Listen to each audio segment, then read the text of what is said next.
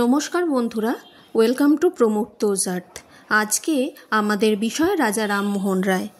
আমি কয়েকদিন আগেই আমার দেশের বাড়ির বনেদি বাড়ির পুজোর ভিডিও দিয়েছিলাম।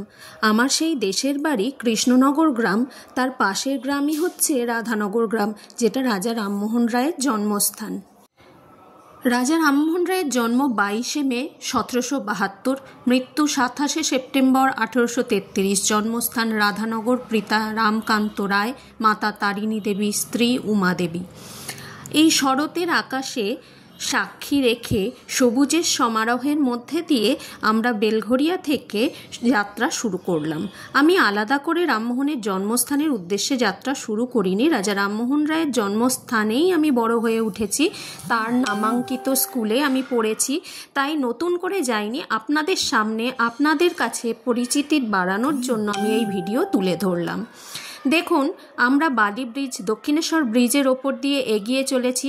দক্ষিণেশ্বর ব্রিজের ওপর দিয়ে আপনাদের যদি যেতে হয়, এটা কিভাবে যাবেন? এটা ট্রেনেও যাওয়া যায়। বালি থেকে ট্রেন ধরে নিতে পারেন আপনারা, বা হাওড়া থেকে ট্রেন ধরতে পারেন। তারকেশ্বরগামী যে কোনো ট্রেন ধরে বা আরামবাগগামী যে কোনো ট্রেন ধরে আপনারা আরামবাগ স্টেশনে নামতে পারেন, বা খানাকুল যাওয়ার পথে মায়াপুর বলে একটা স্টেশন পড়ে, সেখানে নামতে পারেন। আর তারকেশ্বর স্টেশনে নেমেও এখানে যাওয়ার জন্য সোজা আপনারা বাস পেয়ে যাবেন। শুধু বলতে হবে যে খানাকুলগামী বাসে যাব এবং রাধানগর গ্রামে নামবো। গণেশপুরের বাস আপনারা ধরতে পারেন। আমি বাড়ি থেকে বাড়ির গাড়ি করেই রওনা দিয়েছিলাম। আমার গ্রাম কৃষ্ণনগর, রাধানগর গ্রামের পাশের গ্রামই। তাই বাড়িতে আমার বেলঘরিয়া থেকে যেতে সময় লাগে মোটামুটি ধরে নিন 2.5 ঘন্টা।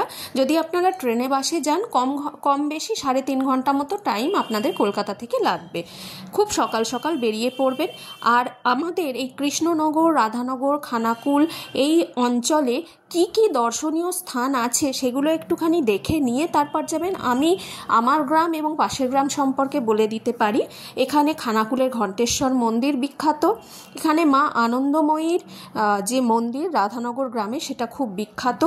আর কালী পুজোর সময় এখানে প্রচুর কালী ঠাকুরের সমারোহ হয় এবং কালী পুজোর সমাহার দেখতে পাওয়া যায়। দুর্গা পুজোর সময় আমার গ্রাম কৃষ্ণনগর গ্রামে ব্যানার্জি পাড়ায় প্রচুর পুজো হয়।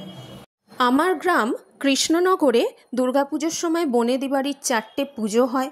তাছাড়া অন্যান্য আরও পুজো মিলিয়ে এই রাধানগর, কৃষ্ণনগর, খানাকুল মিলিয়ে 10-12টার বেশি পুজো হয়ে থাকে। আপনি যদি আসেন তাহলে আপনার কলকাতা থেকে আসতে হাওড়া থেকে ট্রেনে উঠতে পারেন, বালি থেকে ট্রেনে উঠতে পারেন, আরামবাগগামী যে কোনো ট্রেনে আসতে পারেন। মায়াপুর বলে একটা স্টেশন আছে, সেখানে নেমে সেখান থেকে আপনি দিগরুইঘাট বা গণেশপুরের বাস ধরতে পারেন, ধরে রাধানগর গ্রাম আসতে পারেন। গণেশপুরের বাস ধরলে সেটা আপনাকে চাঁপাডাঙ্গা বলে একটা জায়গা আছে, তারকেশ্বরে নেমে তারকেশ্বর থেকে সোজা আপনি আসতে পারেন। এই যে দিগরুইঘাটের বা গণেশপুরের বাস, সেই বাস আপনি চাঁপাডাঙ্গা থেকে পেতে পারেন, বা তারকেশ্বরে নামলে তারকেশ্বর থেকে পেতে পারেন। বা চাঁপাডাঙ্গা যাবেন কীভাবে? চাঁপাডাঙ্গা যেতে গেলে আপনাকে যে কলকাতা আরামবাগের বাসগুলো, সেখানে আপনি চাঁপাডাঙ্গায় নামতে পারেন।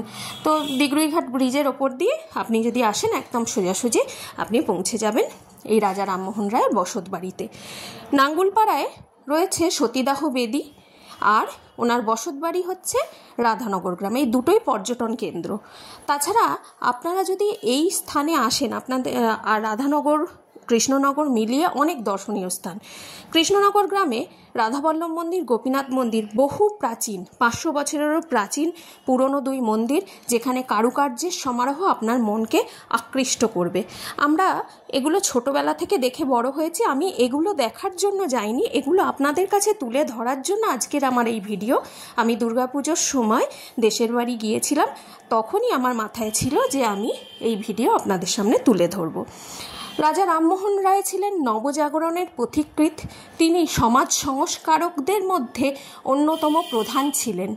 তার জন্য আমরা শত শত নারী বহুভাবে উপকৃত হয়েছি।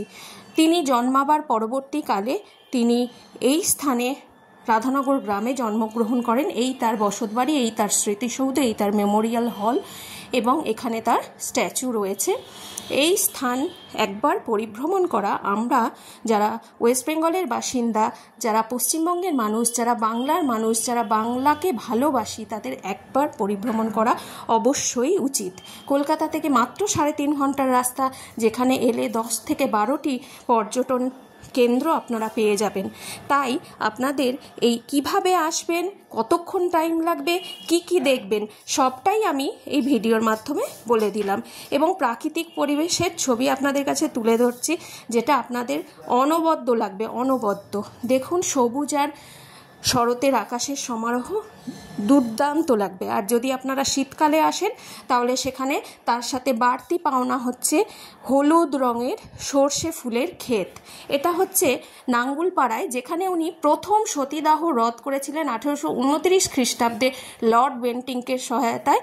সেই সতীদাহ বেদি, সেখানে একটা পর্যটন কেন্দ্র ওয়েস্ট বেঙ্গল গভর্নমেন্ট থেকে করা হয়েছে, যার টিকিট মূল্য এখানে দেখতে পাচ্ছেন। এটা কম বেশি এদিক ওদিক হবে, কারণ এবারে ভিডিওতে আমি এই স্থানে যাইনি। এটা আগে থেকে আমার তুলে রাখা কিছু ছবি আপনাদের সাথে শেয়ার করলাম।